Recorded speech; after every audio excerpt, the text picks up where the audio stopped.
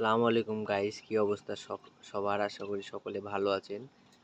তো দেখতে পাচ্ছেন আমাদের কিছু সংখ্যক মুরগি আছে, 100টার কাছাকাছি। এগুলো টাইগার মুরগি বা সোনালী হাইব্রিড, যাই যেভাবে চিনে।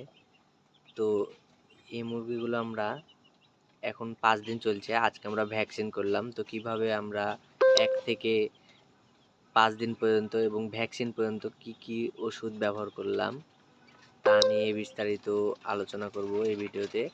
তো আমরা বাচ্চা নিয়ে আসার সাথে সাথে কিছুক্ষণ রেস্ট দিয়ে 2 ঘন্টার পানিতে আমরা লাইসোভিট দিয়েছিলাম, এবং আমরা রাত্রিরে দিয়েছিলাম ঠান্ডার ওষুধ এবং জ্বরের ওষুধ।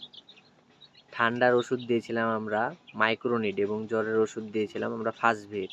এবং অবশ্যই আপনারা অ্যান্টিবায়োটিক ব্যবহার করবেন না বোর্ডিং অবস্থায়, বাচ্চাদের অ্যাকশন লেগে যাবে ওষুধের। তো আমরা পরের দিন থেকে থায়াবিন দিয়েছি, এবং আমাদের লাভের শুকানোর যে ওষুধটা শেফা 1 এবং লাইসোভিট একসাথে করে দিয়েছি 3টা।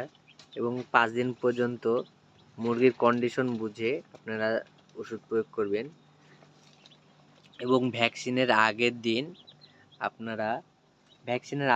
আগ মুহূর্তে আপনারা 4-5 ঘন্টা সাদা পানি দিবেন, এবং ভ্যাকসিনের পরে আপনার বাচ্চাদের জ্বর আসবে এবং ঝিমাবে বাচ্চা।